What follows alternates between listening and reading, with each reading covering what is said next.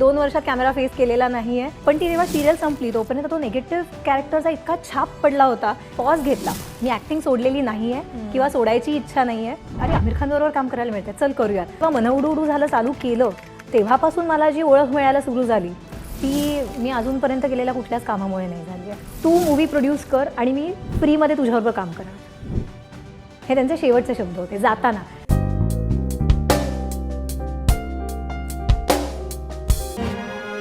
Legacy starts when together the undone is done. PNG Jewelers. Legacy is our biggest gold. नमस्कार. नमस्कार, हाय, hello, hi everyone. खूप छान वाटतंय मला कॅमेरा फेस करून 2 वर्षानंतर. मी 2 वर्षात कॅमेरा फेस केलेला नाही आहे, त्यामुळे आय एम फाइंडिंग खूप छान आणि वेगळं वाटतंय मला परत मेकअप लावून स्वतः आता कॅमेऱ्याच्या समोर बसण्यासाठी. सो थँक्यू सो मच दर्शना मला इथे बोलवल्याबद्दल, आणि आय एम फाइंडिंग खूप छान वाटतंय. रीना, मला खूप गप्पा मारायच्या आहेत तुझ्याशी, पण त्याआधी मला सांग कशी आहेस. आणि मी जे आता म्हणाले इंट्रोमध्ये, ही अभिनेत्रीची निर्माती झाली आहे. हो. आणि इट्स अ ह्यूज रिस्पॉन्सिबिलिटी निर्माती होणं. हाऊ यू आर डीलिंग, कसं चाललंय? सो निर्माती होणं हे आहे खूप मोठी रिस्पॉन्सिबिलिटी. आय ऑलवेज वॉन्टेड की मला हे करायचं आहे, आणि मला ती ऑपॉर्च्युनिटी मिळाली आणि मी लगेच ती ऑपॉर्च्युनिटी ग्रॅब केली. आणि खूप छान वाटतंय पडद्याच्या या साईडला किंवा कॅमेराच्या या साईडला येऊन एक जी अख्खी क्रिएटिव्ह प्रोसेस असते ना, स्क्रिप्ट स्टेजपासून जी अख्खं एक प्रोडक्ट फिनिश होईस तोपर्यंत बघण्याची जी एक अख्खी प्रोसेस असते ती मला खूप छान वाटते आणि मी खूप एन्जॉय करते आहे. आणि 2 वर्ष तू कॅमेरा फेस केला नाहीयेस, खरं तर कठीण आहे. आपण जेव्हा एवढी वर्ष काम करतोय, मराठी, हिंदी, मालिका, चित्रपट, बॅक टू बॅक आपण काम करतोय, आणि मन उडू उडू सारखी तू नुकतीच लास्ट मालिका तुझी तू केलीस, आणि अशा वेळेला स्वतःला कॅमेऱ्यापासून लांब ठेवणं हे सोपं नाही आहे. तुझा काय एक्सपिरियन्स म्हणेन, किंवा तुला काय वाटतं की 2 वर्ष आपण कॅमेऱ्यासमोर आलोच नाही का?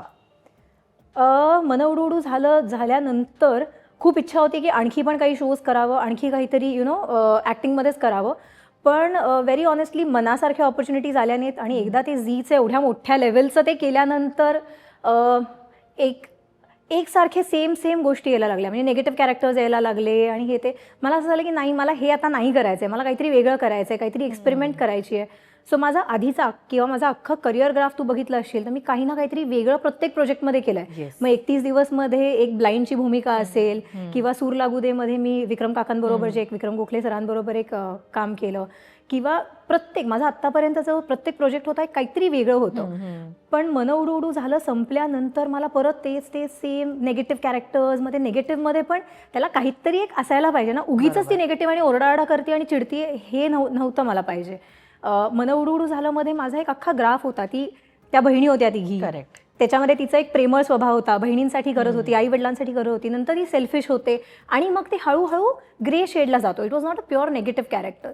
पण ती जेव्हा सिरियल संपली तोपर्यंत तो निगेटिव्ह कॅरेक्टरचा इतका छाप पडला होता की मला त्याच्यानंतर सगळं फक्त निगेटिव्ह यायला लागलं, आणि मला ते करायचं नव्हतं. So I was waiting for the right opportunity. तशी काही मिळाली नाही, आणि तोपर्यंत माझ्याकडे ही प्रोडक्शनची ऑपॉर्च्युनिटी आली. मग म्हटलं की वाय नॉट, कारण मला हे कधी ना कधीतरी ही एक स्टेप घ्यायचीच होती.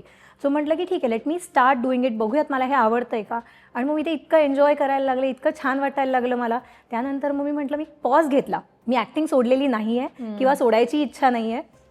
एक पॉज घेतला होता. आता सगळं व्यवस्थित चाललंय प्रोडक्शनमध्ये, so I don't mind coming back to acting. आणि ना, जे तू म्हणालीस की ऑलरेडी ती मोठ्या लेवलची मालिका केली आहे, हो. मन उडू उडू झालं या मालिकेमध्ये रीना खूप कौतुक झालं तुझ्या कामाचं, तुझ्या कॅरेक्टरचं. एक वेगळ्या प्रकारचे फॉलोवर तू तयार केलेस, जे मे बी एवढ्या वर्षात नव्हते. कारण आपल्याकडे रोज नवीन टॅलेंट येतं ना, त्यात आपण लक्षात राहणं, आणि तू जेन्युअनली ते त्या एका कॅरेक्टरनी तुझ्या ते क्रिएट केलं. मला तुला इथे जेन्युअनली विचारायला आवडेल, आपण इतके वर्षसुद्धा काम करून आपला ग्राफ चांगला असू देत, किंवा आपण इतकं उत्तम अभिनय करतो, तरीसुद्धा एक वेगळ्या प्रकारची फाईट आहे, एक छान अपॉर्च्युनिटी किंवा एक छान भूमिका पुन्हा एकदा आपल्याकडे आणण्यासाठी. नक्कीच आहे. आणि तू जसं बरोबर बोललीस, मी गेले आता कित्येक वर्ष काम करते, बरेच चित्रपट केलेले आहेत, पण मन उडू उडू झालं त्या सानिका कॅरेक्टरने मला जे फेम दिलं, महाराष्ट्रात जे मला प्रेम मिळालं, ते सानिका कॅरेक्टर. आता मालिका बंद होऊन 2 वर्ष झालेली आहेत. मी आत्ता पुण्यामध्ये होते, आणि पुण्यामध्ये अजूनही लोक ते बघतायत ती मालिका. इव्हन मुंबईमध्ये काही काही ठिकाणी मला म्हणतात, प्रॉब्ली त्यांना ते सिरियलचं नाव आठवत नाही किंवा ते कॅरेक्टर आठवत नाही, पण तुम्ही त्या सिरियलमधले ती निगेटिव्ह, ती मधली बहीण, असं म्हणून लोकांना ते कॅरेक्टर लक्षात आहे. आणि म्हणजे 2 वर्षानंतरही जर का ते कॅरेक्टर लोकांच्या अजूनही लक्षात आहे आणि ती मालिका अजूनही लोकांच्या लक्षात आहे, तर नक्कीच आपण काहीतरी चांगलं केलं आहे असं मला वाटतं. तर ऑफकोर्स स्ट्रगल आहे. मी तुला म्हटलं तसं की मनहुडुडू झाल्यानंतरही माझा तो स्ट्रगल होता आणि हा एक स्ट्रगल मला वाटतं प्रत्येक ॲक्टरच्या आयुष्यामध्ये असतो. एक मालिका संपल्यानंतर आता नेक्स्ट काय हे प्रत्येक जणांच्या आयुष्यामध्ये असतं, प्रत्येक कॅरेक्टरच्या किंवा प्रत्येक ॲक्टरच्या हे नक्कीच आयुष्यामध्ये हे घडतं. आणि मी नेहमी म्हणते की आर्टिस्ट ही एक अशी कॅटेगरी आहे की जे एवढे रिजेक्शन्स आणि ट्राय प्रत्येक वेळेला आपण कितीही सक्सेसफुल झालो, ते सक्सेसफुल झाल्यानंतर परत एक नवीन struggle, you start from the scratch. हा जो एक असतो ना, मला असं वाटतं की आर्टिस्ट आर व्हेरी स्ट्रॉंग. आणि प्रत्येक वेळेला तुम्ही एखाद्या कॉर्पोरेटमधल्या माणसाला विचारून बघा, 1-2 वर्ष काम केल्यानंतर परत जर का त्यांना शून्यापासून सुरुवात करायची असेल तर करू शकतील का? I don't think so. So I think we are blessed आणि at the same time we are cursed also. I am saying की प्रत्येक वेळेला आपल्याला राईट फ्रॉम झिरो सुरुवात करावी लागते. आणि रीना, लाईक यू सेड की खूप सुंदर ती सानिका ही व्यक्तिरेखा होती आणि ज्याच्यामुळे नव्याने तुला ओळख मिळाली. असं असतं ना की आपण एक छान मालिका केली आत्ता की पुढे असं वाटतं आता चित्र बदलणार करिअरचं, खूप ऑफर्स येणार किंवा आपलं टॅलेंट वेगळ्या प्रकारे एक्सप्लोर करण्यात येईल. पण ना तसं काही घडलं नाही. तू कधी अॅनालिस केलं की रे असं का, म्हणजे का आपल्याला वेगळ्या प्रकारे एक्सप्लोर केलं गेलं नाही एवढ्या वर्षात? तू विचार केलास? मी खूप विचार केला याबद्दल. जसं मी तुला म्हटलं की निगेटिव्ह आले प्रत्येक जेव्हा मालिका त्या ड्युरेशनमध्ये, म्हणजे माझी 2 वर्षापूर्वी जेव्हा मालिका संपली त्या ड्युरेशनमध्ये जेवढे नंतर नवीन मालिका आल्या, प्रत्येक मालिकेमध्ये मला एकदा विचारलं गेलं की हे निगेटिव्ह लीड आहे, तुम्ही करणार का? आणि प्रत्येक वेळेला मी नाही म्हणत गेले. पण मला असं वाटतं त्या कॅरेक्टरने 1 वर्ष आपण लोकांच्या घरात जातो, 1 वर्ष आपण ते निगेटिव्ह इतका छाप पडला जातो की तो पुसणं ते खूप इझी नाही आहे. सो प्रॉबेबली मी आता हा जो 2 वर्षाचा कूल ऑफ पिरियड घेतलेला आहे, त्यानंतर मे बी काहीतरी असं वेगळं काहीतरी येईल ज्याच्यामध्ये मला काहीतरी नवीन एक्सप्लोअर करायला मिळेल.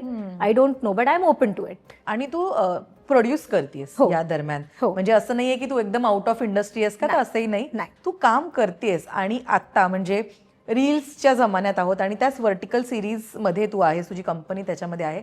काय एक्झॅक्टली तुम्ही बनवता? सो बेसिकली मी मागच्या वर्षीपासून जेव्हा व्हर्टिकल मायक्रो ड्रामा हा प्रकार भारतात आला, सो हे चायना आणि कोरियाचं खूप बूमिंग इंडस्ट्री आहे. तिथे 1200 ॲप्स आहेत जे व्हर्टिकल मायक्रो ड्रामा स्पेसिफिक आहेत. सो ते जेव्हा इंडियामध्ये आलं त्यावेळेला लोकांना इथे काहीच माहीत नव्हतं की हे काय आहे, कसं करतात, कसं होतं, ह्याचं आउटपुट काय असणार आहे, कोणालाच काही माहिती नव्हतं. माझी सुरुवात झाली ॲड्सने. मी ॲड्स करायला सुरू केला आणि आय वॉज ब्लेस्ड की माझी पहिली ॲड दीपिका पादुकोण बरोबर होती. So I produced 1 ad for Deepika, मग त्यानंतर रणवीर सिंग, त्यानंतर असं कॉन्स्टंट मी ॲड्स करत होते. ते करत असताना आमच्याकडे ही ऑपॉर्च्युनिटी आली व्हर्टिकल मायक्रो ड्रामा. तर आम्ही विचार केला की करून बघूयात. आम्हाला माहीत नव्हतं हे कसं होतं, काय होतं. सो एक करून बघूयात ह्याच्यामध्ये आम्ही उतरलो. ते केलं, आम्हाला जमलं आणि एक त्याचा चस्का लागला की अरे ये तो बहुत अच्छा आहे. कारण 2 ते 3 दिवसामध्ये शूट संपतं. सो ती अख्खी प्रोसेस जी आहे ती साधारण 7 ते 8 दिवसामध्ये संपते. आमच्याकडे स्क्रिप्ट आल्यापासून आमचं पूर्ण शूट होईस तोपर्यंत 7 ते 8 दिवसामध्ये संपलेलं असतं. मग पोस्ट प्रोडक्शन वगैरे चालू असतं. मग आम्हाला ते एक आवडायला लागलं. वी स्टार्टेड एन्जॉईंग आणि हळूहळू करता मी आत्तापर्यंत 35+ व्हर्टिकल मायक्रो ड्रामा प्रोड्यूस केलेले आहेत. जेवढे ॲप आहे इंडियामध्ये त्या सगळ्या ॲप्ससाठी आम्ही प्रोड्यूस करून झालेला आहे. पण हा ऑल टुगेदर एक वेगळा एक्सपिरियन्स आणि एक्सप्लोअर करायचं माध्यम आहे. तू विचार कर, आशापासून आम्हाला आशामध्ये जावं लागलं. सो मॉनिटर पण आमचे आशापासून आशामध्ये गेले. सो एंटायर आपला एक पर्स्पेक्टिव्ह चेंज होतो, ते बघण्याचा एक दृष्टिकोन चेंज होतो आणि सडनली अख्खा अशा ह्याच्यामध्ये, मग वाईड ह्याच्यामध्ये तुम्ही सगळं बघताय आणि फक्त मला करायचं एवढंच. ह्याच्यामध्ये जेव्हा मी करायला सुरू केला, सो तुम्हाला तुमचं थिंकिंग, तुमचं ब्रेन, ते सगळं तुम्हाला कम्प्लीट चेंज करावं लागतं. एक पर्स्पेक्टिव्ह वेगळा आणावा लागतो त्या ह्याच्यामध्ये फिट होण्यासाठी. आत्ता तुम्हाला जे सांगतेस की व्हर्टिकल सिरीज म्हणजे आपण म्हणतो ना की 70 mm बिग स्क्रीन, पण आता ते सगळं फोनच्या क्लिकवर आणि स्क्रोलिंगवर आहे. येस. आता ना ही जेन्युअनली निर्माती असणं किंवा प्रोड्यूस करणं ही पूर्ण वेगळी प्रोफाईल आहे. पण तू आत्ता जे बोललीस त्याच्यावर रीना मला अंदाज येतोय की ॲक्टर म्हणून सुद्धा थोडंफार लर्निंग असेल त्यातनं तुझ्यासाठी. खूप लर्निंग आहे. म्हणजे मी तुला सांगेन की आता ॲज अन ॲक्टर म्हणून पण मी खूप इव्हॉल्व झाली आहे 2 वर्षामध्ये. म्हणजे although I was not in front of the camera, पण जेव्हा मी सेटवरती असते, जेव्हा मी ॲज अ प्रोड्युसर म्हणून सेटवरती आहे, मी सगळ्या गोष्टी बघत असते की बिहाइंड द कॅमेरा काय चाललं आहे किंवा त्याच्या मागची मेहनत. आणि जेव्हा ॲक्टर्स येऊन परफॉर्म करतात त्यावेळेस तर ते कसं करतायत, काय करतायत, हे सगळं बघायला जेव्हा मिळतं ना, त्यावेळेला I think it is a big learning. म्हणजे जी लर्निंग तुम्हाला क्लासरूममध्ये मिळू शकत नाही किंवा जेव्हा तुम्ही ॲक्टिंग करता तेव्हाही मिळू शकत नाही. कारण तुम्ही फक्त तुमचे जे काय 4-5 जण आहेत त्यांच्याबरोबर ॲक्टिंग करताय. सो ही आज व्यक्ती कसं परफॉर्म करते, ती आज व्यक्ती कसं परफॉर्म करते, हे जेव्हा मी सेटवरती असते त्यावेळेला बघायला मिळते की अरे हा ॲक्टर हे किती भारी केलं त्याने, अरे ह्या ॲक्ट्रेसने हे किती भारी केलं. सो खूप learning, every day is a new learning experience. Okay. आणि बिहाइंड द कॅमेराचं पण खूप शिकायला मिळतं. त्यामुळे मला असं वाटतं की हे 2 वर्ष मी एका इन्स्टिट्यूटमध्ये होते. रादर देन मी म्हणे निर्माती असण्यापेक्षा मी लर्निंग ग्राउंड असा म्हणून ह्याला ट्रीट केलं. खूप शिकायला मिळालं आणि खूप गोष्टी माझ्यामध्ये पण सुधारल्या आहेत आफ्टर बिकमिंग अ प्रोड्युसर. क्या बात. पण मला जरा काही वर्ष मागे जाऊन सांग, एक तर तुझं बालपण कसं होतं, कारण आहे ना आपण एजच्या ज्या टप्प्याला भेटलो ना आपण कामाबद्दलच बोललो. हो हो हो. बालपण कसं होतं या क्षेत्रात तू कशी आलीस, मला जेन्युअनली आयडिया नाही. तू कॅबिन क्रू होतीस मला इथपर्यंतच माहिती आहे. सो मला सांग, एक तर तुझं बालपण कसं होतं रीना, आणि बचपन से ही ऍक्ट्रेस बनना था की मुझे तो ऍक्ट्रेस ही बनना है, काय होतं? ॲक्ट्रेस बनणं आहे असं नव्हतं, पण काहीतरी वेगळं करायचं. मला 9 to 5 जॉब करायचा नाही आहे किंवा मला अभ्यासात काही करायचं नाही हे लहानपणापासूनच माहिती होतं. मी डान्सिंगमध्ये खूप होते लहानपणापासून. त्यामुळे मी डान्सचे कोर्सेस केले, क्लासेस केले. मी राजस्थानी डान्समध्ये मास्टर्स केलं. सो माझी पुण्यात असताना डान्स कंपनी होती. आम्ही डान्सचे क्लासेस करायचो. खूप शोज केलेत. म्हणजे मी माझ्या कॉलेजमध्ये फिरोदिया, पुण्यामध्ये फिरोदिया करंडक, पुरुषोत्तम करंडक सगळं करून झालं आहे. कॉलेजसाठी खूप बक्षिसं मिळवून झालेली आहेत. आणि त्यानंतर कॅबिन क्रू, म्हणजे मला पुण्याच्या बाहेर निघायचं होतं की बाबा मम्मी पप्पांच्या त्या ह्याच्यात नेहमी असायचे, आता काहीतरी वेगळं स्वतःचं करायचं आहे. म्हणून मी कॅबिन क्रूचा इंटरव्ह्यू दिला, जेट एअरवेजमध्ये सिलेक्ट झाले, मुंबईला आले. आणि या सगळ्या प्रोसेसमध्ये जेव्हा मी मुंबईत होते नितीन देसाई मला भेटले आणि अजिंठा फिल्म ऑफर झाली. सो मी मिफ्ता लंडनला गेले होते 2011 साली. आणि त्यावेळेला नितीन दादा भेटले आणि तिथून माझी प्रोसेस चालू झाली. ते मला भेटले, मी त्यांना ॲक्च्युली अशी गेले की सर मला तुमच्याबरोबर एक फोटो काढायचा आहे. इथून ती सुरुवात झाली. फ्लाईटमध्ये? नाही, मिफ्ता लंडन, मिफ्ताला आम्ही असताना. सो तेव्हा ते मला भेटले आणि मी त्यांना म्हटलं की सर मला फोटो काढायचा. फोटो काढताना त्यांनी असं माझ्याकडे बघितलं, तू काय करतेस? म्हटलं मी कॅबिन क्रू आहे. आणि म्हटलं माझे डान्सचे क्लासेस वगैरे पण आहेत. तर मला म्हटलं अच्छा डान्स, बरं माझा नंबर घे, मुंबईला पोचल्यानंतर मला ऑफिसला येऊन भेट. आणि मग मी जाऊन त्यांना ऑफिसला भेटले. तेव्हा ते अजिंठाची कास्टिंग करत होते. आणि त्यांना चांगली डान्सर मुलगी आणि चांगले डोळे असलेली अशी मुलगी पाहिजे होती. आणि ऑब्व्हियसली त्यांना ते बिकॉज ऑफ ते आदिवासी कॅरेक्टर असल्यामुळे एक पर्टिक्युलर फिटनेसवाली मुलगी पाहिजे होती. सो त्यामुळे त्यांनी मग मला बघून मला म्हणाले की तुला इंटरेस्ट आहे का? म्हणलं का नाही, I can give it a try. आणि मग ऑडिशन दिलं. सुभाष नकाशे सरांनी माझं ऑडिशन घेतलं. माझं ऑडिशन म्हणजे डान्स होता. म्युझिक लावलं गेलं, डान्स कर. सो मी डान्स केला आणि that's how I got the role. आणि तेव्हा तू काम करत होतीस, जॉब चालू होता तुझा? त्यावेळेला मी जस्ट रिझाईन केलं होतं, कारण मी म्हटलं की आता मला बास झालं, कंटाळा आला. कारण किती वर्ष होतीस? मी 1 वर्ष होते. 1 वर्ष होते. घरच्यांनी सपोर्ट केला पण, कारण नोकरी? फुल सपोर्ट. ओके. मी तुला सांगू का, माझ्या पप्पांनी मला आणि माझी छोटी बहीण आम्हाला दोघींनाही कधीही मुलगी आहेस आणि हे नको करू हे कधीच नाही. सो लहानपणापासून अगदी म्हणजे बेसिक आपण लाईफ स्किल्स ज्या म्हणतो ना, इंडिपेंडंट होणं, हे माझ्या पप्पा आणि मम्मी दोघांनी आम्हाला शिकवलेलं आहे. सो मग ते अगदी स्विमिंग असू दे, जुडो कराटे असू देत, ड्रायव्हिंग असू देत, 2 व्हीलर चालवणं असू देत. So everything. मी आजही म्हणते की जगाच्या कुठल्याही टोकावरती मला किंवा माझ्या बहिणीला सोडा, ज्यांच्या मला लँग्वेज येत नाही, but we know how to come back. अच्छा. सो एक लाईफ स्किल्स म्हणतात किंवा जगासाठी तयार आई वडिलांनी केलं. सो त्यामुळे जॉबला पण मी मुंबईला आले. त्यावेळेला my father is ex air force, ex Indian air force. वा. सो त्यामुळे त्यांना नोकरी करू नको असं कधीच नव्हतं. फक्त पप्पांनी एवढं सांगितलं की तू पैशासाठी म्हणून नोकरी नको करूस, तुझी आवड असेल, पॅशन असेल तर कर. आणि माझं ते एक पॅशन होतं, एक लहानपणापासून कॅबिन क्रू, एअर होस्टेस अशी असते. सो ते एक असायचं, म्हणून मी ते इंटरव्ह्यू दिला आणि 850 मुलींमधनं 3 मुली सिलेक्ट झाल्या. त्यात तू एक होते? त्यात मी एक होते. आणि तेव्हा मला कुठलंही प्रायर कॅबिन क्रूचं ट्रेनिंग नव्हतं, काहीच नव्हतं.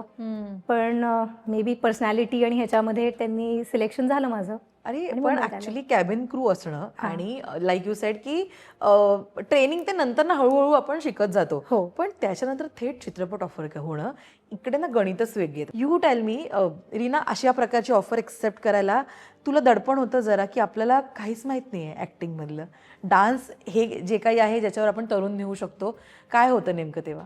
दडपण होतं, नाही म्हणणार नाही मी. प्रत्येक काही आपण नवीन गोष्ट सुरू करताना एक आतमध्ये एक असतं ना की आपण हे करू शकू का, हे होतं. पण त्याचबरोबर एवढा कॉन्फिडन्स होता की मी केलं तर मी माझा 100% देईन.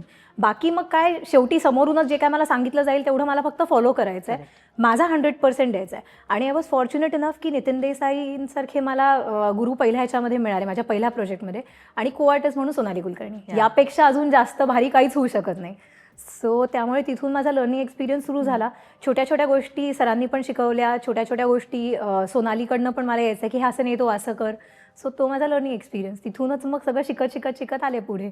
आणि पहिला चित्रपट मिळतो ग, पण त्याच्यानंतर आता आणि एकदा ती चटक लागली ना हो. की असं असतं की आता एक केलं आता दुसरं, आणि एज पण असं असतं ना की सतत सतत काही ना काहीतरी काहीतरी एक्सप्लोअर करायचं असतं, गप्प Yes. बसवत नाही. Yes. पैसे आपण सेकंडरी ठेवूया, पण आपली ती भूकच असते काम हो, हो, करायची. हो, हो. पहिलं तर क्विक मिळालं, एका फोटोमुळे बदललं ते सगळं, हो. पण त्याच्यानंतर व्हॉट नेक्स्ट असा विचार केलास तू?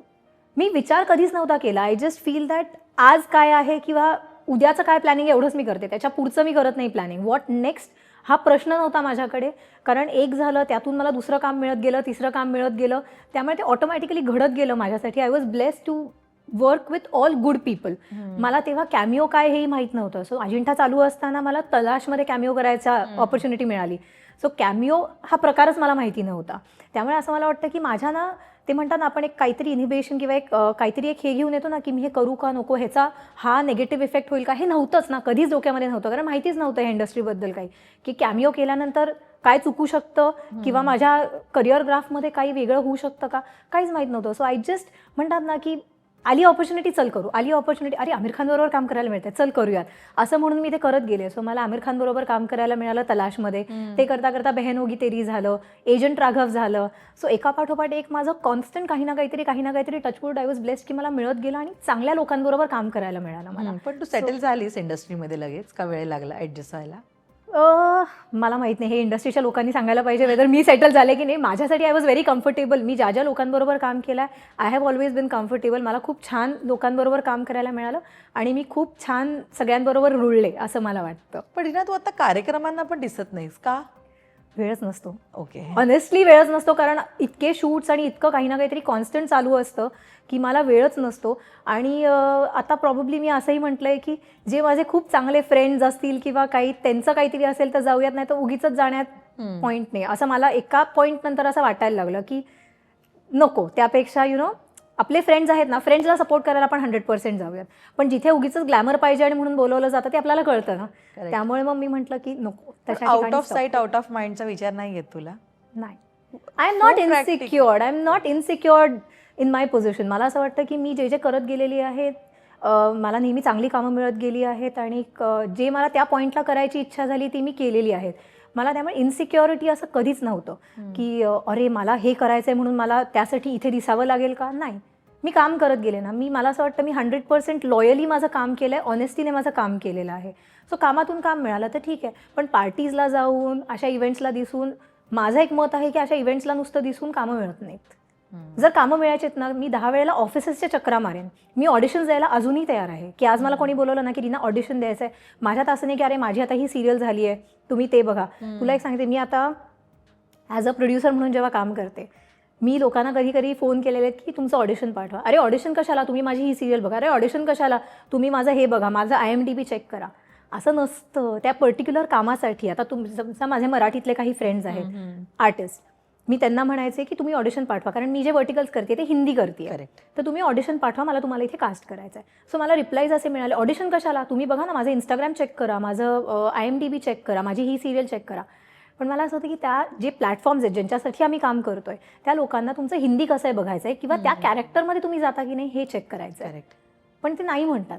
ते लिटरली म्हणतात की नाही आम्ही ऑडिशन नाही देणार, it's way below our dignity or way below my status to give audition. पण माझं तसं नाही आहे. माझं असं आहे की मला काम आलं आहे ना, ऑडिशन द्यायचं, चल मी लगेच आत्ता देते audition. So I think me loyally माझं काम आणि खूप ऑनेस्टीने माझं काम करते. सो ह्या इव्हेंट्सला दिसणं किंवा पार्टीजला दिसणं माझ्यासाठी इट इज लाईक माहीत नाही, म्हणजे I am not very interested in going, very honestly. तू सांगितलंस की इंडस्ट्रीमध्ये तर हळूहळू सेटल झालीस तू. ऍक्च्युली ना मुंबई पण नवीन असते ना सुरुवातीला. तू पुण्याची आहेस, बॉर्न अँड बॉटअप, आणि देन कामासाठी इकडे आलीस. इकडे ना स्पीडच वेगळा आहे. आणि मी तुला आत्ता जेवढी ओळखतेस ना, तू ओपन असतेस अपॉर्च्युनिटीसाठी किंवा शिकण्यासाठी किंवा नवीन काहीतरी ट्राय करण्यासाठी. पण मला सांग, इकडे रुळणं इझी होतं तुला का जरा कठीण गेलं? थोडं कठीण गेलं स्टार्टिंगला, कारण घरातले सगळे कम्फर्ट सोडून जेव्हा PG मध्ये राहायची वेळ येते तेव्हा, म्हणजे पहिल्यांदा जेव्हा फर्स्ट स्ट्राईक होतं की म्हणजे मी जेव्हा जेट एअरवेजमध्ये आले होते, इथे PG मध्ये राहत होते आम्ही, 3 मुली राहायचो, तर गिझर नाही आहे, इथून जी सुरुवात. आणि मी 12ही महिने गरम पाण्याने आंघोळ करणारी मुलगी आहे. तर मग गरम पाणीच नाही, मग गार पाण्याने आंघोळ करायची, इथपासून जी माझी सुरुवात झाली. सो ते थोडंसं माझ्यासाठी त्रास होता. किंवा पुण्यामध्ये जे आपले सण आपण सेलिब्रेट करतो, गणपती असेल, दिवाळी असेल, हे ते, आणि त्यावेळेला मला जेव्हा फ्लाय करायला लागायचं आणि बघायचं की सगळेजण आपल्या फॅमिलीज बरोबर आता आहेत आणि मी नाही आहे, तर मी खूप रडली पण आहे.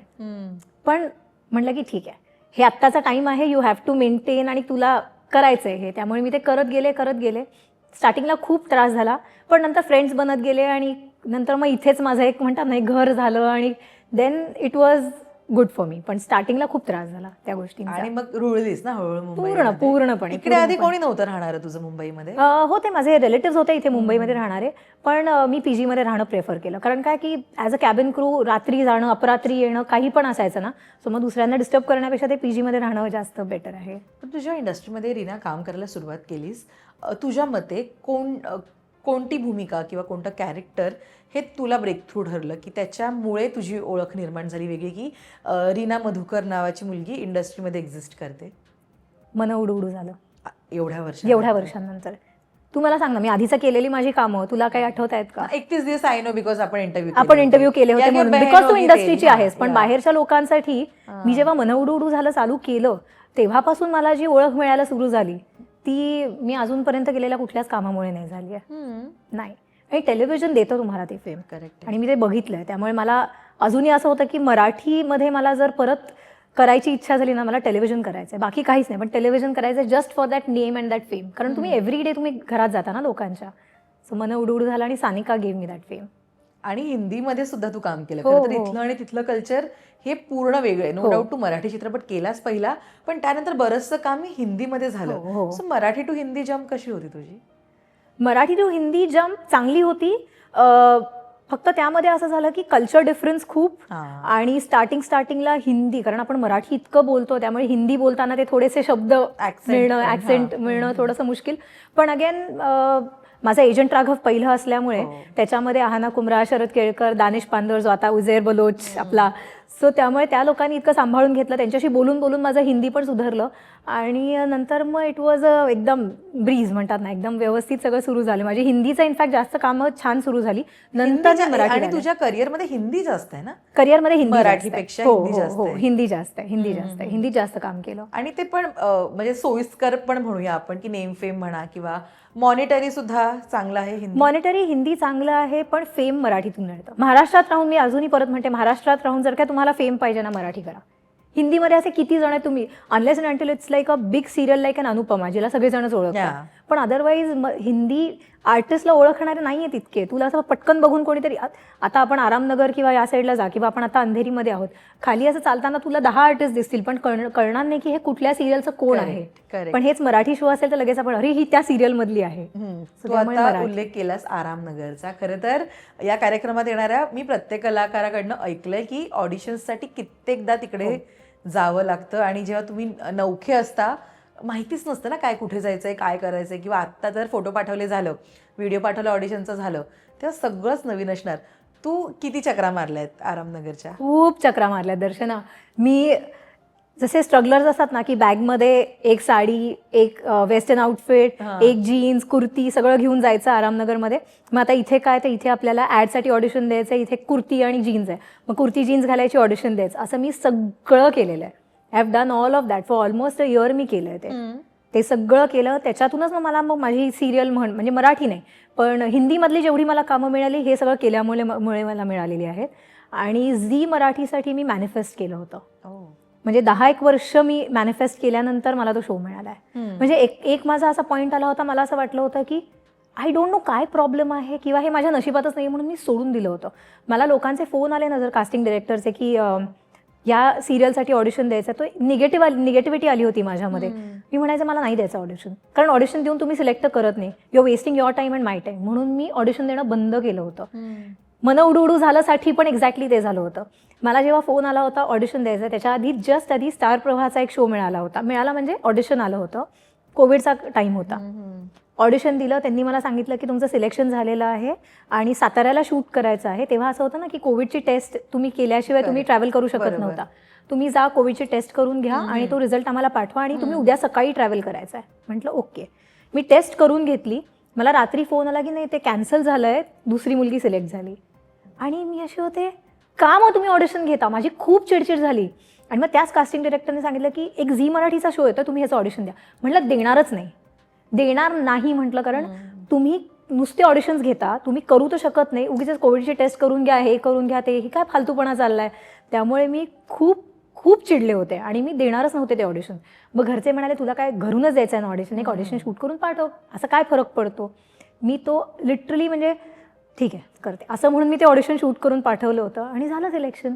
आणि मला फोन आला आणि मी तुला सांगते, मी सेटवरती जाईस तोपर्यंत मी कोणाला, माझ्या घरच्यांनाही सांगितलेलं नव्हतं की मी हा शो करते. कारण म्हटलं काही होतं आपल्या ह्याच्यामध्ये, सेटवरती जाऊन म्हणतील की नाही फिट होते, काहीतरी होत नाही. करेक्ट. मग जेव्हा ती सिरियल सुरू झाली तेव्हा म्हटलं की वा हाश झालं देव पावला. आणि मग मंदार देवस्थळी सरांबरोबर काम करायला मिळणं आणि झी मराठी मिळणं हे मॅनिफेस्टेशन होतं. आणि जे तू म्हणालीस ना काही होऊ शकतं जेन्युअनली, अगदी. आणि ह्या आधी तू एक उल्लेख केलास की तू मॅनिफेस्ट केलं होतंस. आत्ता ना प्रत्येक जण बोलतंय मॅनिफेस्टेशनवर किंवा ते किती वर्क करतं. रीना, मी तुला ओळखते गेली बरीच वर्ष, जसं मी तुला बोलली की तू तशीच दिसतेस यार, काहीच फरक नाही आहे, सेम पॉझिटिव्हिटी आणि सेम वेलकमिंग नेचर. तर बिकॉज ऑफ तू मॅनिफेस्ट करतेस किंवा तुझा स्वतःकडे बघायचा अप्रोच पॉझिटिव्ह आहे म्हणून हा अपिअरन्स असा आहे तुझा. मे बी मी टेन्शन घेत नाही कुठल्याही गोष्टीचं. ओके. मी म्हटलं तसं की आजचा दिवस काय आहे तो आपण बघूयात, उद्या कोणी ठेवलं आणि परवाचं काय हा मी विचार नाही करत. कोविडमध्ये किती जण अशीच गेली. Correct. So I don't want to think की नेक्स्ट वॉट, आज आलाय ना ह्या काम, आपण हे करूयात, let's be positive about it. फक्त मला असं वाटतं की कुठे जर काय मला असं वाटलं ना की माझी वाईब मॅच होत नाही आहे कोणाबरोबर, देन आय स्टे अवे. मी म्हणते की नको उगीच तो स्वतःलाही त्रास करून नाही घ्यायचा आणि दुसऱ्यालाही तो त्रास होऊ नये माझ्यामुळे. नाही जमत आहे ना, आपण नको काम करायला एकत्र.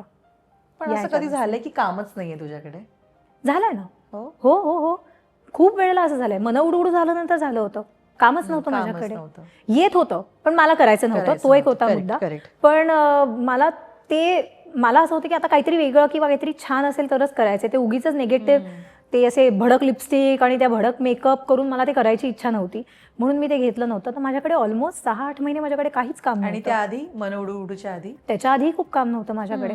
माझं 31 दिवस झालं सूर लागू दे शूट झाली आणि त्यानंतर माझ्याकडे काहीच काम नव्हतं, ॲब्सोल्युटली काही काम नव्हतं. आणि मग हे आलं माझ्याकडे. आणि ना मी असं सगळे म्हणतात की जेव्हा तुमच्याकडे काम नसतं तेव्हा ते लर्निंग डेज असतात, आपण स्वतःवर काम करू वगैरे वगैरे असं. बट ना अनेकदा रियालिटी रीना वेगळी असू शकते, बिकॉज सेल्फ डाऊट निर्माण होतो की यार, आणि अशा वेळी सगळं जग काम करत असतं, आपल्याकडेच काम नसतं.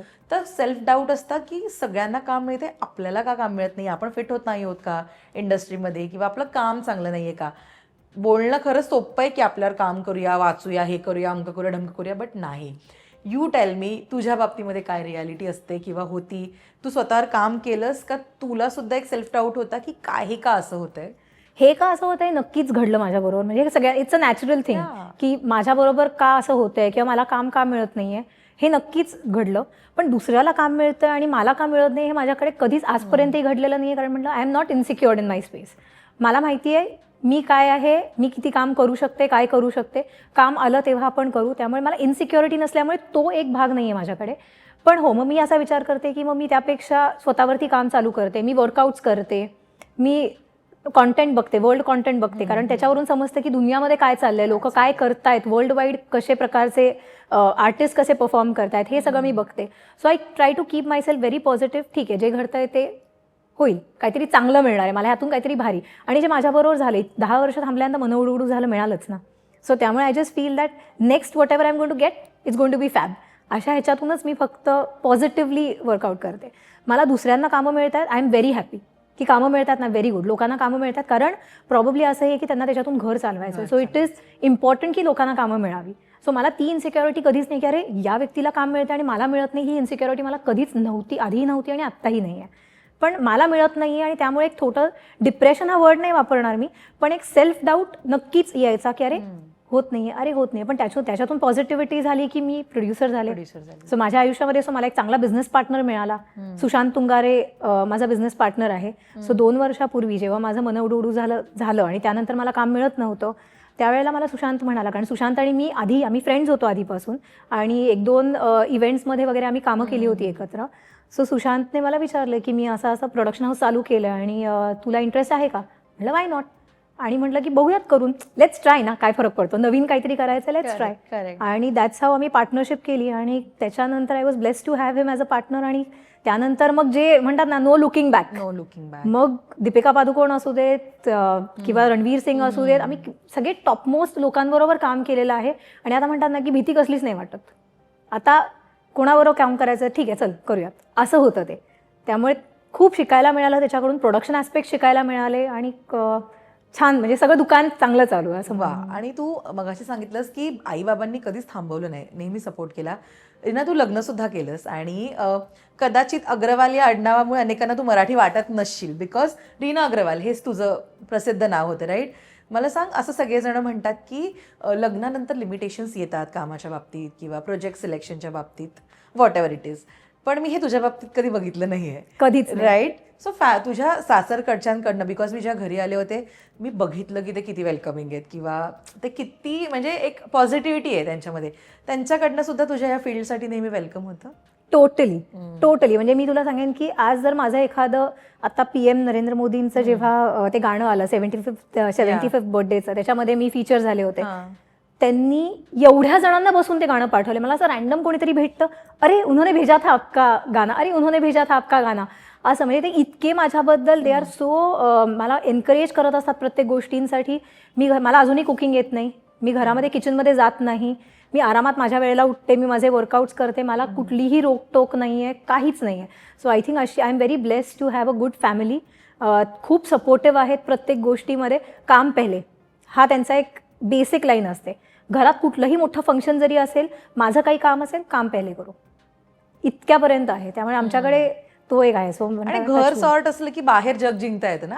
अगदीच दॅट नक्कीच मी म्हणेन की तुमची फॅमिली जर सॉर्टेड असेल ना, तुमचा नवरा, तुमचे इनलॉज जर तुम्हाला सपोर्टिव्ह असेल ना, तुम्ही जग नक्की जिंकू शकता. आणि जे माझ्याबरोबर घडतंय, म्हणून मी म्हणते ना, मी मेंटली इतकी रिलॅक्स्ड आहे किंवा मला ते नाही आहे की मला काम नाही मिळालं तर उद्या काय, हे नाही आहे. बिकॉज मी खूप सॉर्टेड आहे घरात, माझ्या फॅमिली ॲस्पेक्टमध्ये मी खूप सॉर्टेड आहे. त्यामुळे मला तो एक हे नाही आहे की जा हे कर, ते असं काहीच नाही, किंवा हे का केलं ते का केलं असं कधीच नाही आहे. म्हणजे मी तुला एक अजूनही असा किस्सा सांगेन की मध्ये असे काही ऑपॉर्च्युनिटीज वेबच्या आल्या होत्या ज्याच्यामध्ये किसिंग सीन्स होते आणि मी नाही म्हटलं, कारण माझं स्वतःच आहे की मला ते नाही करायचं आहे.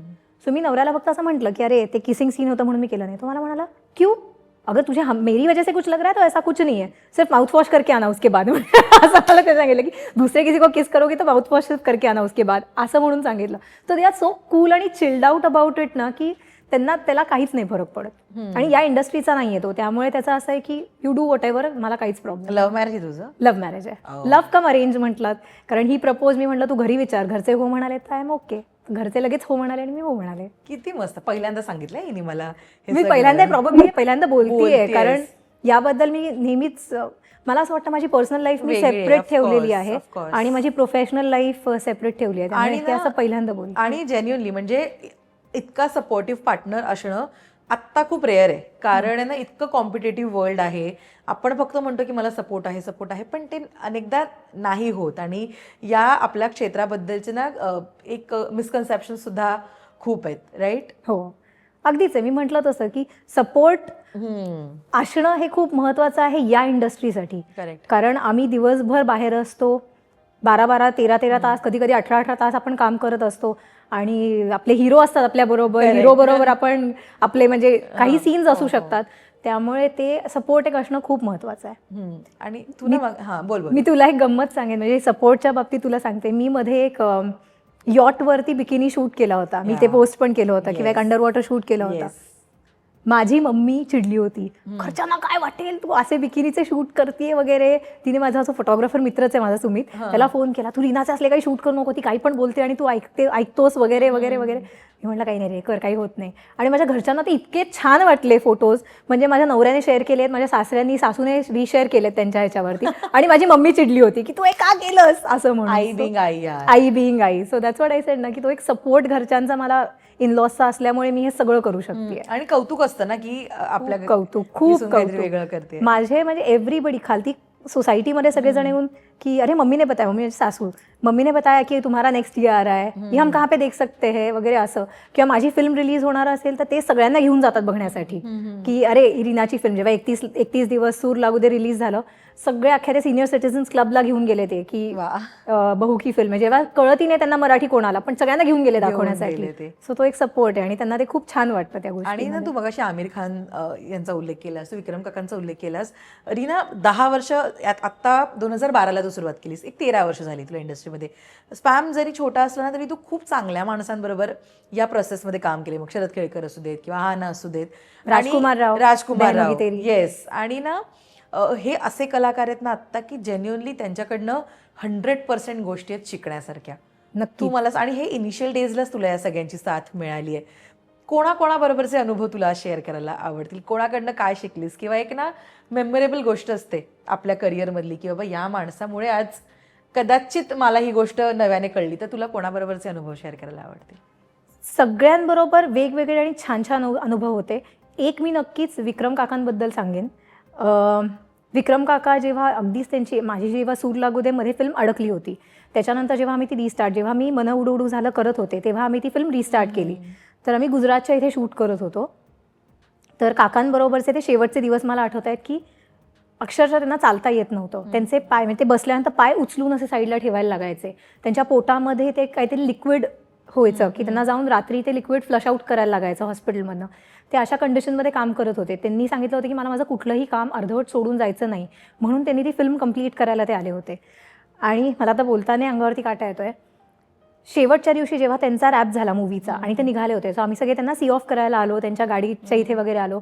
मी त्यांच्या पाया पडले आणि ते जाताना मला असे फक्त असे माझ्याकडे बघून मला म्हणाले की तू मूवी प्रोड्यूस कर आणि मी फ्रीमध्ये तुझ्याबरोबर काम करणार. हे त्यांचे शेवटचे शब्द होते जाताना. तेव्हा माझ्या डोक्यातही नव्हतं की मला प्रोड्युसर बनायचं आहे किंवा काहीच कुठेच नव्हतं, काहीच नाही. तेव्हा मन उडू झालं, छान मस्त चाललं होतं. म्हटलं मी आता सिरियलच करणार आहे, फिल्म्स करणार आहे, ह्याच्यात होते. आणि त्यांनी मला जाताना अगदी हा शेवटचं त्यांची लाईन होती की तू प्रोड्यूस कर, मी तुझ्यासाठी फ्रीमध्ये काम करणार. मे बी ते एक ब्लेसिंग आहे. त्यांनी काय बघितलं माझ्यात काय मला काहीच माहिती नाही आहे, पण ते एक म्हणतात ना, ते एक डोक्यात कायम माझ्या एक राहिलं. आणि त्यानंतर मग अनफॉर्च्युनेटली म्हणजे कधीच नाही, भेटही नाही झाली आणि देन ही पास्ट अवे. त्यामुळे ते नाही, पण तो एक ब्लेसिंग आय थिंक असल्यामुळे कुठेतरी त्यांनी ते बघितलं असेल आणि काय ते ब्लेसिंग आहे म्हणून माझं पुढे हे झालं. आहेस निर्माती म्हणून तू आता येते आता मी करतीये, सो आई नो, त्यामुळे असेल ते. आणि राजकुमार राव आत्ताच्या घडीचा एक आघाडीचा अभिनेता म्हणेन मी, कारण ना इतकं सटल ऍक्टिंग की त्याने त्याचे लाखो फॅन्स जमा केलेत. आणि तो अगदीच इनिशियल लेवलला, म्हणजे त्याची पण इनिशियल स्टेज असेल मे बी, तेव्हा तू काम आम्ही तलाशमध्ये दोघांनी एकत्र जेव्हा काम चालू केलं, तो नवीन होता. सो तो आणि मी दोघं जण बसून असे गप्पा मारायचो, तो असा नवीन होता. तो लिटरली आम्ही जेव्हा आमिर खान सरांबरोबर आम्ही बसायचो सगळे, त्यावेळेला तो त्यांना विचारायचा की मग तुम्ही ही वाला शॉट हा कसा केला होता, तो शॉट कसा केला होता. सो ती स्टार्ट होती आमची. आणि त्यानंतर कट्टू आम्ही बहनोगी तेरीमध्ये एकत्र, असं रीना तू यहाँ पे असं झालं ते. आणि परत आम्ही रिकनेक्ट झालो. आणि he is a very nice genuine human being. आणि त्याच्याकडून शिकण्यासारखं खूप आहे. म्हणजे तो म्हणतात ना कमालीचा कलाकार असल्यामुळे तो छोटे छोटे जे मध्ये जागा काढतो ना, ते बघण्यासारखं आहे खूप. आणि मी एवढे सांगेन की रात्री अपरात्री जेव्हा त्याचाही पॅकअप होऊन जायचा आणि माझं समजा चाललेलं असेल, तो थांबून क्यू देऊन जायचा. असं नाही की एडी क्यू देतोय आणि माझा झालाय पॅकअप मी जाईन, असं नाही. तो उभा राहायचा, तो त्याचे क्यू देऊन मग जायचा. नाही तर काही गरज नव्हती ना त्याला माझ्यासाठी थांबून क्यू द्यायची, पण तो थांबून क्यू देऊन जायचा. त्यामुळे मला असं वाटतं की म्हणून हे लोक आज सगळे तिकडे आहेत. कारण ते एक जो हंबल ॲटिट्यूड किंवा जे आहे ना, इव्हन अरुण नलावडे सर ह्याच्यामध्ये बाबा, मी अजूनही त्यांना बाबाच म्हणते. मी फोन करून त्यांना बाबाच म्हणते आणि त्यांच्याकडूनही खूप मला शिकायला मिळालं. त्यामुळे म्हणते ना दर्शना, आय थिंक पॉझिटिव्हिटी आणि इफ माझं एक मोठं आहे, तुम्ही चांगले असाल तुमच्याबरोबर सगळं चांगलं घडतं. त्यामुळे माझ्याबरोबर सगळे चांगले लोक जुडलेले आहेत नेहमी आणि सगळे चांगल्या लोकांनी मला खूप छान पद्धतीने शिकवलंय. मी कुठे ऍक्टिंग कोर्स केलेला नाहीये किंवा काही नाही, जे काय शिकले ते ह्या सगळ्यांकडून शिकले. त्यामुळे आय एम थँकफुल सगळ्यांना थँक्यू की त्यांच्यामुळे मी हे सगळं आज शिकू शकले. नाटक नाही केलंस रीना तू? रंगभूमी केलंय, नाटक पण केलंय मी. एक मराठी नाटक केलं होतं, माझी बायको माझी मेहुणी. त्याचे काहीतरी मी 15-20 प्रयोग केले, पण नंतर मला जाणवलं की not my cup of T, म्हणून मी ते थांबवलं. आणि मग मी एक हिंदी नाटक केलं होतं, Krishnapriya. It was a musical. Anup जलोटांनी प्रोड्यूस केलं होतं आणि संकेत पाठक त्याच्यामध्ये कृष्ण होता, उर्मिला कानेटकर त्यामध्ये मीराबाई होती आणि मी त्यात इंटरवलच्या आधी उदाबाई जे निगेटिव्ह कॅरेक्टर आहे आणि इंटरवल नंतर राधाकृष्णामधली राधा. सो आमचं ते एक हिंदी नाटक तेही मी एक केलेलं आहे. सो थिएटर पण केलं आहे, आणि- थिएटर केलं आहे, टेलिव्हिजन केलं आहे, हिंदी मराठी दोन्ही केलं आहे आई आणि गं. फिल्म्स पण केल्या आहेत. पण मला आता जेन्युअनली असं वाटतं रीना की तू तशीच दिसते जे मी तुला 5 वर्षापूर्वी भेटले, तर तुला काही हरकत नाही आता पुन्हा एकदा ट्राय करण्यासाठी. ऑडिशन्स बद्दल आपण बोललो, सगळेच ऑडिशन चांगले जात नाहीत. म्हणजे देर आर सम ऑडिशन्स जे आपल्यासाठी सुद्धा एक लर्निंग असतात की काय केलंय आपण, किंवा वाव काय ऑडिशन दिलंय आपण. सो मला सांग तुझ्या आतापर्यंतच्या जर्नीमधलं कमालीचं ऑडिशन, की ते एक तर चांगलं असेल किंवा वाईट असेल म्हणून ते तुझ्या कायम लक्षात राहतं, तर कोणता एक्सपिरियन्स सांगशील ऑडिशनचा? 2 माझे जे अजिंठाच्या वेळेला जे डान्समध्ये मी डान्सचं ऑडिशन होतं माझं आणि त्याच्यावरून मला चित्रपट मिळाला हां. आणि दुसरं ऑडिशन मला उडू झालं जेव्हा अजिबात करायची इच्छा नव्हती, की करणारच नाही किंवा चिडले होते मी जाम, आणि त्या रागाच्या भरात मी ऑडिशन दिलं आणि आय थिंक त्यांना तेच कॅरेक्टर पाहिजे होतं, की ती चिडलेली आणि तसं वाला कॅरेक्टर, इरिटेटेड वाला कॅरेक्टर पाहिजे होतं आणि ते बाय डिफॉल्ट झालं. मला असं वाटतं की देव बसलाय, देव सांगतो मला. This I have always notice की माझा तू म्हणजे मला म्हणते की तू सेम दिसतेस. मला असं वाटतं की मी जेव्हा एखादा माझा प्रोजेक्ट होणारा असेल ना, माझ्या बॉडीमध्ये तो एक ऑटोमॅटिक डिफरन्स होतो जो त्या कॅरेक्टरसाठी होतो, आणि त्यानंतर हां मला ते कॅरेक्टर मिळतं आणि त्यानंतर प्रॉब्ली ते निघून जातं माझ्या बॉडीमधून. ते मला दिसतं की मला आय कॅन इमॅजिन की तिचे इरिटेशन झालं होतं आणि मी ते ऑडिशन तसंच दिलं, झाले सिलेक्ट. अजिंठाच्या वेळेला ते त्यांना जे डोळे किंवा जो फिटनेस पाहिजे होता, तेव्हा मी झुंबा इन्स्ट्रक्टर होते, त्यामुळे तो फिटनेस ऑटोमॅटिकली माझ्यामध्ये होता आणि ते घडलं माझ्याबरोबर. त्यामुळे ते त्या वेळेला त्या गोष्टी ऑटोमॅटिक होतात. रीना, तू किती ठिकाणी काम केलंयस, की म्हणजे तू झुंबा इन्स्ट्रक्टर होतीस, तू केबिन क्रू होतीस, तू अभिनेत्री आहेस, तू आता निर्माती आहेस, म्हणजे ना कधीही कुठलीही क्रायसिस आली तू सर्व्हाइव्ह करशील, कारण तू सगळ्या प्रकारचं काम शिकून घेतलंयस. 100% मी सर्व्हाइव्ह नक्की करू शकेन. मी घरात बसू शकत नाही, मी काही ना काहीतरी कॉन्स्टंट करत राहणार आहे, म्हणजे अगदी शेवटपर्यंत करत राहणार आहे.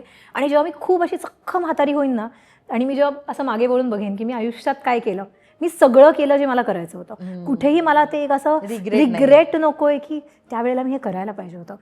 मला सगळं मी त्यावेळेला, so right now also if you ask me, I am happy in whatever I have done. मी तुला आता तेच विचारणार होते की आत्ता म्हणजे तू नो डाऊट 2 वर्ष तू काम करत नाहीयेस, पण तू तसं निर्माती म्हणून काम करतेस.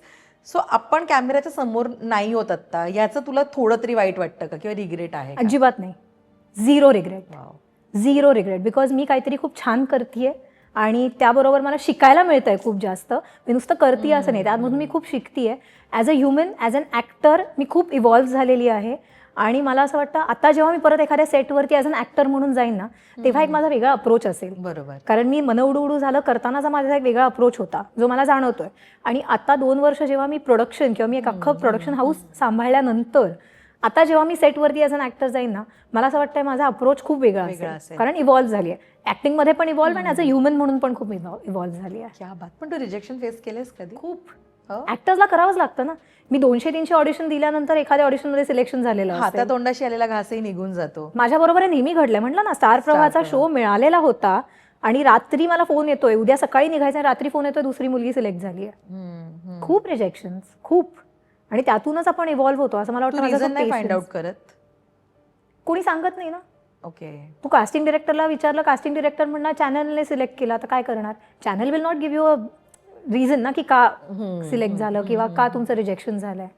आणि ते विचारून उगीच आपण आपल्या कशाला, आधीच तो एक मनस्ताप झालेला असतो की आपण रिजेक्ट झालोय, त्यानंतर परत त्या गोष्टीवरती जाऊन चर्चा करून परत आणखी मनस्ताप गरजच नाही. त्यामुळे मी नाही झालं, ओके ठीक आहे, आता मी त्या लेवलला पोहोचले, नाही झालं ठीक आहे, ओके फॉरगेट इट.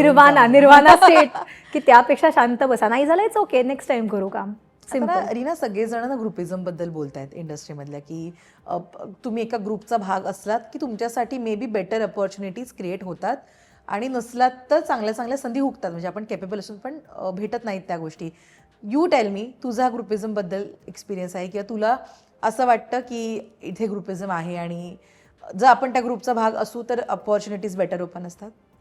ऑनेस्टली मी त्या मनाने फारच कमी काम केलंय टू अंडरस्टँड हे ग्रुपिझम्स किंवा मी कधीच कुठल्या ग्रुपचा भाग कधीच नव्हते. मला एका कामातून दुसरं काम मिळत गेलं, त्यामुळे मी कधीच कुठल्या ग्रुपचा भाग नव्हते. म्हणून मी याच्यावरती कमेंट करणं चुकीचं आहे, कारण मी कधीच त्या ह्याच्यात आलेले नाही किंवा मी कधी ती सिच्युएशन फेस केलेली नाही आहे.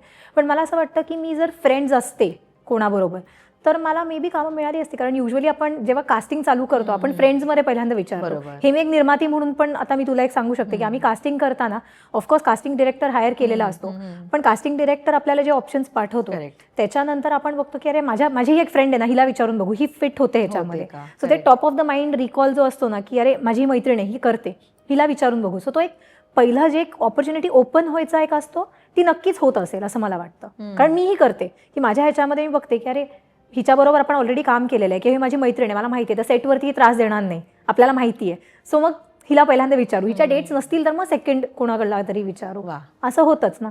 त्यामुळे ते नक्कीच गाणी, त्यात काही चुकीचं मला वाटत नाही. व्हेरी ऑनेस्टली मला चुकीचं नाही वाटत त्यात काहीच. वाव रीना, तुझा अप्रोच खूप मस्त आणि पॉझिटिव्ह झालाय हा सगळ्याकडे बघण्याचं, जेन्युअनली. Thank you. आणि ना आता जसं मी म्हणाले की तू मगाशी बोललीस की मी त्याला डिप्रेशन हा शब्द नाही देणार, पण सेल्फ डाऊट येतो आणि आपण आपली मेंटल हेल्थ किती प्रायोरिटाईज करतो ह्याच्यावर आपण कसं अपिअर होतो किंवा आपण काय विचार करतो हे सगळं अवलंबून असतं. मला सांग, एवढ्या वर्षात म्हणजे तू काम करायला सुरुवात केलीस, वेगवेगळ्या प्रोफेशन्समध्ये तू काम केलंस, आत्तापर्यंत तू किती प्रायोरिटाईज केलीस तुझी मेंटल हेल्थ किंवा तू जाणीवपूर्वक लक्ष देतेस त्याच्याकडे, त्या सगळ्या गोष्टी? 100% मी माझ्या मेंटल हेल्थवरती प्रायोरिटाईज करते. ऑपॉर्च्युनिटी नाही मिळाली तरी चालेल, पण मेंटल हेल्थ इज इम्पॉर्टंट. कारण तेच जर माझं नसेल तर मग मी स्क्रीनवरती जाऊन काय परफॉर्म करणार? If mentally I am messed up, माझ्या डोक्यामध्ये काहीतरी 10 विचार चाललेत की हे का नाही, ते का नाही, इन्सिक्युरिटीज आहेत, माझ्याबरोबर उभी असलेली ॲक्ट्रेसला जास्त कामं मिळत आहेत, तिला जास्त फुटेज मिळते आणि मला मिळत नाहीये, हे जर माझ्या डोक्यात असेल तर मी कसं काय परफॉर्म करणार? किंवा मला ते जमत नाही, बाकी लोक करतही असतील पण मला तसं जमत नाही. माझं जे काही मनात आहे ना ते इथे दिसतं, ते लगेच छापलं जातं चेहऱ्यावरती. मला जर एखादी मुलगी नाही आवडली किंवा एखादा व्यक्ती नाही आवडला ना, माझं इथे छापलं जातं आणि मग मला फेक नाही करता येत.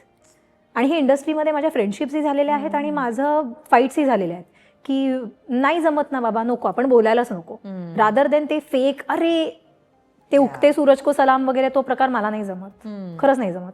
म्हणजे माझा आणि तुझा, आता आपण इतके वर्ष एकमेकांना ओळखतो, माझं आणि तुझं इतकं जेन्युअनली जमतं, म्हणजे आपण प्रोफेशनली पण आणि आउटसाईड हे पण आपण फ्रेंड्स आहोत. तर तुलाही माहिती असेल की ते माझ्यामध्ये ते एक आहे की आणावं नाही लागत ओढून दडून की छान बोलूया बाबा आता. जर आपली वाईब मॅच होते आपण काम करू, नाही वाईब मॅच होतो ना, काही फरक पडत नाही की तू आणि मी नाही बोललो तर काही फरक पडणार नाही. दुनियेमध्ये खूप फ्रेंड्स आहेत आपले, खूप आहे, इट्स ओके, डझंट मॅटर. ते लांब राहूनच समोर कधी आलो स्माईल करा, अरे काय कशी आहेस, एवढंच बोला आणि विषय संपवा, rather than having mentally stressful की अरे मग आता काय, मग तिला काम मिळालं, मला असं काही होत नाही मला. आणि मी स्वतःसाठी ते बोलून घेतलं की कुठल्याही इंडस्ट्रीमध्ये मी असेन आणि मला जर असं वाटलं ॲज अ कॅबिन क्रू, मला जेव्हा ते खूप झालं की बास आता हे मला नाही जमत आहे, मी सोडून दिलं. मला मेंटल पीस जास्त इम्पॉर्टंट आहे. ॲक्टिंग केली, ते केलं, एका पॉईंटला जेव्हा व्हायला लागलं की अरे नाही मिळत आहे आपल्याला हवं तसं काम, काहीतरी मला दुसरं, देवाने एक दरवाजा बंद केला की दुसरा दरवाजा माझ्यासाठी उघडतो. त्यामुळे तो उघडला. सुशांत तुंगारेनी मला विचारलं, म्हटलं yes I want to do it. तिथे सुरुवात केली माझं हे एक नवीन काहीतरी. आणि आय हॅव अंडरस्टूड की मी, कारण स्वतःची डान्स कंपनी असल्यामुळे ते सगळं मॅनेज आणि इतके इव्हेंट्स केल्यामुळे मला हे असं काही वेगळं वाटलं नाही. हे पण मॅनेजमेंटच आहे ना, काही वेगळं नाही आहे. सो त्यामुळे आय गॉट इन टू दिस आणि आय फील की I am enjoying this part. मला मजा येते आहे अख्खा ती क्रिएटिव्ह प्रोसेस जाणून घ्यायची. सो मी हे चालू केलं आणि आता जेव्हा हे सगळं सेटल झालंय, I don't mind coming back. पण मला मराठीतच करायचं, मराठीतच करायचं आहे. रीना, तू पैशांच्या मागे पळत नाहीस? कधीच नाही, नेव्हर. तू मला इतके वर्ष ओळखतेस, म्हणूनच मी तुला विचारलं हे. कधीच नाही. कारण आपण ना खूप इन्सिक्युअर असतो की बापरे पैसे नाही आहेत आपल्याकडे किंवा कमी आहेत आणि आपण आपली लाईफस्टाईल एक प्रकारची मेंटेन करून ठेवली आहे. तर आता ते म्हणजे तेवढी ती फुलफिल करण्यासाठी पर्टिक्युलर काम करणं गरजेचं असतं. मेंटेन करून ठेवली आहे हे जे तू आत्ता म्हणालीस ना, याच ह्याच्यावरती मी म्हणेन, आपण शो ऑफ जो करतो किंवा आपण एक पद्धतीने सोशल मीडियावरती आपण एक लोकांना दाखवतो की माझ्याकडे एवढं सगळं हे ते, जेव्हा आपण दिखावा करतो ना त्यावेळेला त्याचं तुम्हाला दडपण येतं की मला हे मेंटेन करायचं, पण मी अशीच आहे आणि माझ्याकडे हे सगळं नॉर्मल आहे, म्हणजे माझ्यासाठी हे नॉर्मल आहे. तर मग मी त्याच्यासाठी धडपड करून नाही करत. मला वाटतं की मी जी नॉर्मल आहे मी तीच सोशल मीडियावरती आहे, मी रिअल आहे. त्यामुळे मला आज मी ब्रँड्सच्या मागे धावत नाही. तू बघत असेल मी कुठलेही PR किंवा हे करत नाही. करायचंच असेल तर मी जे एक्सपिरियन्स केलेलं आणि मला खरंच त्या प्रोडक्टवरती किंवा काही गोष्टीवरती मला विश्वास आहे तरच मी त्याला प्रमोट करणार. किंवा कोणीतरी नुसतं पैसे देत आहे म्हणून सोशल मीडियावरती काही पण टाका, हे मी करत नाही, कधीच नाही. So I want to be real, I want to be natural. आणि आय थिंक मी हे अशी आहे म्हणून देव मला साथ देतो आणि देव माझी जी पर्सनॅलिटी किंवा माझं जे आत्ताचं स्टँडर्ड ऑफ लिव्हिंग आहे हे मेंटेन देवाने त्यासाठीच ठेवलेलं आहे. कारण मी फेक करायला जात नाही किंवा मी शोशा करायला गेले ना तर मला मग होणार की मला हे आता मेंटेन करायचंय, मला हे बरोबर. दाखवायचंय, पैसे मग मला पैसे लागणार आहेत. नाही, आहे त्याच्यात समाधान. आहे त्याच्यात समाधान आहे आणि आहे तर तसंच आहे, जे आहे ते आहे. क्या बात यार, That मला is खूप what it is. आवडलंय हे तुझं उत्तर. रीना, मला ना आजच्या या शो मध्ये तुझी शायनिंग मुवमेंट जाणून घ्यायची, कारण आपण खूप काम करत असतो पण एक अशी मुवमेंट येते की ज्याच्यामुळे पूर्ण करिअरला कलाटणी मिळते. आपल्याला असं वाटतं की आपण शाईन झालोय. मला आजच्या या तिची गोष्टमध्ये तुझी PNG स्पेशल शायनिंग मुवमेंट जाणून घ्यायची, काय आहे ती? Legacy starts when together the undone is done. PNG Jewelers. Legacy is our biggest gold. माझी PNG स्पेशल शायनिंग मोमेंट्स मी 2 सांगेन तुला. सिन्स यू सेड PNG, मी PNGची ब्रँड अँबॅसेडर होते. आय डोंट नो तू बघितलं असेल, नक्षी कलेक्शन त्यांचं मी लॉन्च केलं होतं. सो 1 वर्षासाठी अख्ख्या मुंबई काय महाराष्ट्रामध्ये मी म्हणेन सगळीकडे त्यांचे होर्डिंग्स लागलेले होते आणि त्यांच्या बॅगवरती मी 1 वर्ष होते. सो माझ्या आईवडिलांसाठी ही खूप मोठी प्राऊड मोमेंट होती, कारण PNG हे आमचे फॅमिली ज्वेलर्स आहेत, त्यामुळे त्यांच्यासाठी ते खूप हे होतं. So that was one shining movement आणि मन उडू झालं. वाव, तू एवढं सांगितलंयस मला PNG बद्दल, तर जरा तुला खर्चात टाकते. PNG कडनं तुला हे गिफ्ट कार्ड्स आहेत. थँक्यू. खूप वस्तू खरेदी कर. 100%. माझ्या फॅमिली ज्वेलर्स असल्यामुळे आमच्या कुठेही घरात काही पण हवं असेल की पहिलं PNG कडे पळतात. अगदी म्हणजे खूपच, आणि it's a trusted brand. Wow Reena, पण थँक्यू सो मच एकतर तू वेळ दिलास. आणि आपण खूप कामाबद्दल गप्पा मारतो, पण असं ना इन जनरल एक मेहनत काय असते किंवा काय नेमकं चाललंय ह्याबद्दल ना बोलायचं राहून जातं, आणि आजच्या या एपिसोडमध्ये तेच तुझी गोष्ट उलगडली माझ्यासमोर. थँक्यू सो मच आणि ऑल द व्हेरी बेस्ट. तुझ्या व्हर्टिकलमध्ये आत्ता काम करतेस, तिकडे खूप तुला सक्सेस मिळू देत आणि लवकरच दिस तुझे मराठी काम तुला करायचंय. पुन्हा एकदा ये, we are waiting. Thank you so much Darshana. मी तुला म्हटलं तसं 2 वर्षानंतर मी आज कॅमेरा फेस करते आणि मला खूप जणांनी इंटरव्ह्यूसाठी विचारलं पण होतं, पण आत्ता नको थांबा. पण तू मला विचारलंस आणि मला असं झालं की राजश्री मराठी आणि दर्शना करायचंच आहे. आणि थँक्यू सो मच. मला आज खूप छान वाटलं येऊन इथे. 2 वर्षानंतर मनमोकळे पद्धतीने पूर्णपणे बोलले मी आज. खूप छान वाटलं मला आणि thank you so much for inviting me over here. Thank you so much आणि मस्त काम कर, लवकरच ये. थँक्यू. मला असं वाटतं या इंटरव्ह्यू नंतर तुला काम येणार आहे लगेच. थँक्यू. मी तर वाटच बघतीये. मला खरंच मराठी टेलिव्हिजन शो परत करायचा आणि छान काहीतरी एखादी भूमिका करायची आहे. All the way. त्यामुळे yes, thank you. I am waiting. काहीतरी असेल तर नक्कीच.